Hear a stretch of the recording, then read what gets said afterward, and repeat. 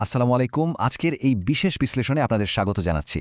আচ্ছা ভাবুন তো, একটা দেশের অর্থনীতি ঠিক কতটা গভীরে গিয়ে কেঁপে উঠতে পারে যখন দেশের শীর্ষস্থানীয় কিছু আর্থিক প্রতিষ্ঠানের নিয়ন্ত্রণ একদম রাতারাতি হাতবদল হয়ে যায়। আজ আমরা ঠিক এমন একটা নজিরবিহীন আর্থিক বিপর্যয়েরই ব্যবচ্ছেদ করব। আমরা দেখব কিভাবে নিছক কাঠামোগত পরিবর্তনের আড়ালে দেশের ইতিহাসে অন্যতম বৃহৎ একটা আর্থিক শূন্যতার সৃষ্টি হয়েছিল। চলুন সোজা মূল বিষয়ে ঢুকে পড়া যাক। স্ক্রিনের এই সংখ্যাটা একটু খেয়াল করুন, 2,25,030 কোটি টাকা। হ্যাঁ, ঠিকই শুনেছেন। বাংলাদেশ ব্যাংকের দেয়া তথ্য অনুযায়ী এটা হলো এস আলম গ্রুপের প্রত্যক্ষ এবং পরোক্ষ ঋণের পরিমাণ। এটা কিন্তু কোনো সাধারণ সংখ্যা নয়। এই অবিশ্বাস্য পরিমাণ অর্থের সাথে আষ্টেপৃষ্টে জড়িয়ে আছে গোটা দেশের অর্থনীতি, অসংখ্য সাধারণ মানুষের কষ্টার্জিত সঞ্চয়, আর আমাদের ব্যাংকিং খাতের সামগ্রিক স্থিতিশীলতা। এত বিপুল পরিমাণ অর্থ কিভাবে নির্দিষ্ট একটা গোষ্ঠীর হাতে চলে গেল, সেটাই আজকের এই প্রতিবেদনে আমরা ধাপে ধাপে বোঝার চেষ্টা করব। তো এই পরিস্থিতি ঠিক কখন থেকে জটিল হতে শুরু করল? এই প্রশ্নের উত্তর খুঁজতে আমাদের ফিরে যেতে হবে 2017 সালের বোর্ডরুম কিউ বা এক মধ্যরাতের দখলের ঘটনায়। পুরো ঘটনাটা ঘটেছিল একদম সিনেমার মতো, অবিশ্বাস্য দ্রুতগতিতে। সময়টা 2017 সালের 5 জানুয়ারি। মধ্যরাতে ঢাকার র্যাডিসন হোটেলে গোয়েন্দা সংস্থার তৎকালীন কিছু কর্মকর্তার উপস্থিতিতে ইসলামী ব্যাংকের শীর্ষ পর্যায়ে পদত্যাগের ঘটনা ঘটে। অবাক করা ব্যাপার হলো, মাত্র একদিন পর অর্থাৎ 6 জানুয়ারি সম্পূর্ণ নতুন একটা পরিচালনা পর্ষদ ঘোষণা করে দেওয়া হয়। আর একই বছরের 30 অক্টোবর সোশ্যাল ইসলামী ব্যাংক বা SIBL এর শীর্ষ কর্মকর্তাদেরও একইভাবে তুলে নিয়ে গিয়ে পদত্যাগে বাধ্য করা হয় বলে অভিযোগ ওঠে। বুঝতে পারছেন তো, এগুলো কোনো বিচ্ছিন্ন ঘটনা ছিল না, বরং ছিল খুব নিখুঁতভাবে সাজানো একটা ছক।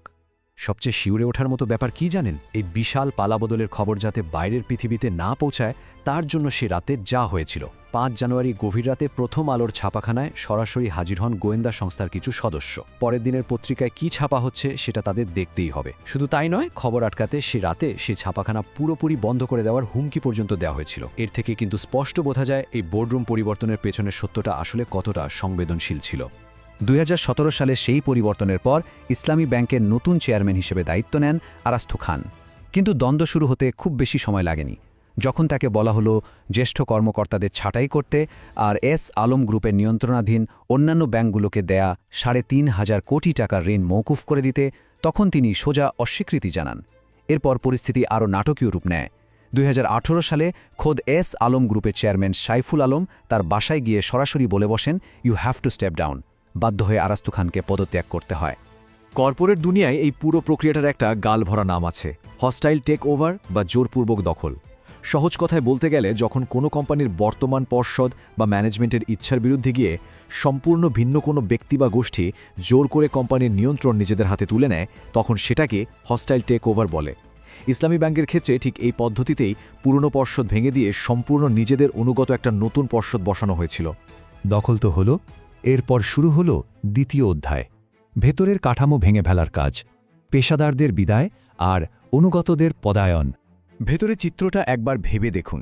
একদিকে আন্তর্জাতিক বাণিজ্যে অত্যন্ত দক্ষ এবং দশকের পর দশক অভিজ্ঞতা থাকা জ্যেষ্ঠ কর্মকর্তাদের বাধ্য করা হলো ব্যাংক ছেড়ে চলে যেতে, আর অন্যদিকে ব্যাংকের সব প্রচলিত নিয়মকানুন ভেঙে কোনোরকম প্রাতিষ্ঠানিক যোগ্যতা বা দীর্ঘ অভিজ্ঞতা ছাড়াই শুধুমাত্র নির্দিষ্ট কিছু স্থানীয় শাখা থেকে তুলে এনে একেবারে অনুগত লোকদের রাতারাতি শীর্ষ পদে বসিয়ে দেওয়া হলো। আর ঠিক এই সিদ্ধান্তটাই একটা সুপ্রতিষ্ঠিত ব্যাংকের কাঠামোগত ধসের মঞ্চ তৈরি করে দিয়েছিল। ঠিক এই সময়ে দৃশ্যপটে আসেন নির্দিষ্ট কিছু ব্যক্তি, যাদের হাতে অভাবনীয় ক্ষমতা তুলে দেওয়া হয়। এদের মধ্যেই একজন কর্মকর্তা ব্যাংকের ভেতরে পরিচিতি পেয়ে যান $2 বিলিয়ন ম্যান হিসেবে। অভিযোগ আছে যে বৈদেশিক বাণিজ্যের আড়ালে প্রায় $2 বিলিয়ন দেশের বাইরে পাচার করার ক্ষেত্রে এই ব্যক্তি বিশাল ভূমিকা রেখেছিলেন। ব্যাংকের সাধারণ নিয়মনীতি পাশ কাটিয়ে তাকে একের পর এক পদোন্নতি দেওয়া হয়েছিল। মানব সম্পদ বা এইচআরের এই ডেটাটা দেখলে আপনারা অবাক হবেন। মালিকানা বদলের পর ব্যাংকটিতে কোনো ধরনের পরীক্ষা বা বিজ্ঞপ্তি ছাড়াই প্রায় 10,000 নতুন কর্মী নিয়োগ দেওয়া হয়েছিল। এর মধ্যে নিরীক্ষায় দেখা যায় এই নতুন নিয়োগ পাওয়া কর্মীদের 70% এসেছেন নির্দিষ্ট একটি অঞ্চল, অর্থাৎ চট্টগ্রাম থেকে, যা কাকতালীয়ভাবে নতুন মালিকপক্ষের নিজস্ব এলাকা। আর দেশের বাকি সব অঞ্চল মিলে নিয়োগ পেয়েছে মাত্র 30%। চলুন এবার এই ঘটনার পরবর্তী বড় অধ্যায়ে যাওয়া যাক, একাধিক ব্যাংকে ধস, যাকে বলা যায় 7 ব্যাংকের সিন্ডিকেট। ঘটনা কিন্তু শুধু ইসলামী ব্যাংকেই থেমে থাকেনি। দেশের ব্যাংকিং আইন খুব স্পষ্টভাবে বলে, কোনো একটি পরিবারের কাছে একটা ব্যাংকের 10% বেশি শেয়ার থাকার সুযোগ নেই। কিন্তু এই নিয়মকে সম্পূর্ণ বৃদ্ধাঙ্গুলি দেখিয়ে Islami Bank, Social Islami Bank, First Security, Union Bank, Al Arafah, Global Islami এবং কমার্স ব্যাংক, এই 7টি ব্যাংকের নিয়ন্ত্রণ নামে বেনামে একই গোষ্ঠীর হাতে চলে যায়। একটা একক কর্পোরেট সত্তার অধীনে এতগুলো ব্যাংকের নিয়ন্ত্রণ দেশের ব্যাংকিং ইতিহাসে আসলেই এক নজিরবিহীন ঘটনা। তবে হ্যাঁ, নিরপেক্ষ সংবাদ বিশ্লেষণের স্বার্থে আমাদের অন্য দিকটাও তুলে ধরতে হবে। এস আলম গ্রুপের পক্ষ থেকে কিন্তু পত্রিকায় বিজ্ঞাপন দিয়ে এই বিশাল অঙ্কের ঋণের অভিযোগ সরাসরি প্রত্যাখ্যান করা হয়েছে। তাদের প্রকাশ্য বিবৃতিতে বলা হয়েছে যে অন্যান্য ব্যক্তি বা প্রতিষ্ঠানের ঋণকে উদ্দেশ্যমূলকভাবে তাদের নামে উপস্থাপন করা হচ্ছে এবং তাদের প্রকৃত দায়ের পরিমাণ যথাযথভাবে নির্ধারিত ও প্রমাণযোগ্য। এক কথায় তারা এই অভিযোগগুলোকে পুরোপুরি ভিত্তিহীন বলে দাবি করেছেন। দুই পক্ষের এই দাবি পাল্টা দাবির বাইরে গিয়ে চলুন আমরা একেবারে নিখাত ডেটা বা বর্তমান অর্থনৈতিক বাস্তবতার দিকে তাকাই। এই পুরো ঘটনার পর আসলে কাগজ কলমে ব্যাংকগুলোর আর্থিক স্বাস্থ্য এখন ঠিক কোন অবস্থায় দাঁড়িয়েছে? পরিসংখ্যান কিন্তু একটা ভয়াবহ চিত্র তুলে ধরছে। পরিবর্তনের ঠিক আগে 2016 সালে ইসলামী ব্যাংকের খেলাপি ঋণের হার ছিল মাত্র 4.25%, আর 2025 সালে এসে সেই হার একেবারে লাফিয়ে বেড়ে দাঁড়িয়েছে 49%। বর্তমানে শুধুমাত্র এই একটি ব্যাংকেই খেলাপি ঋণের পরিমাণ দাঁড়িয়েছে 92,000 কোটি টাকারও বেশি।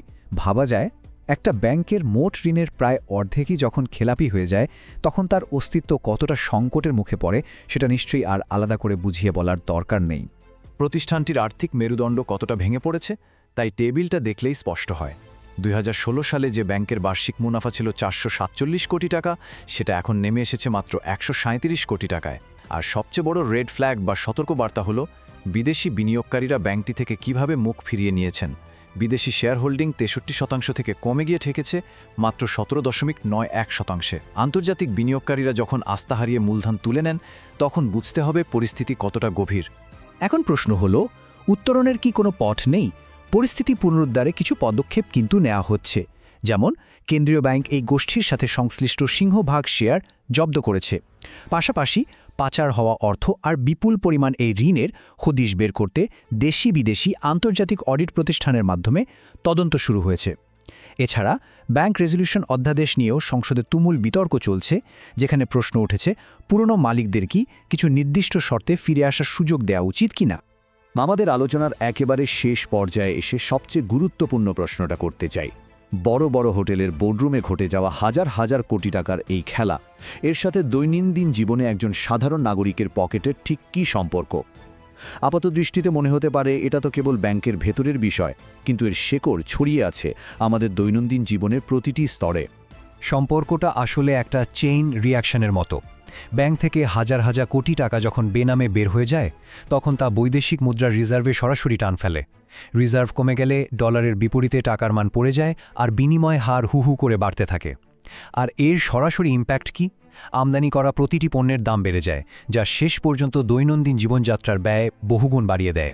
তাই দিন শেষে চরম সত্যিটা হলো, এই বড় বড় কর্পোরেট দুর্নীতির আসল মূল্যটা কিন্তু পরিশোধ করতে হয় সাধারণ মানুষকেই। কোথায় জানেন? ওই চাল ডালের বাজারে বা মুদি দোকানে গিয়ে। এই ছিল আমাদের আজকের বিশেষ প্রতিবেদন। দেখার জন্য ধন্যবাদ। অবগত থাকুন, সতর্ক থাকুন এবং আসসালামু আলাইকুম।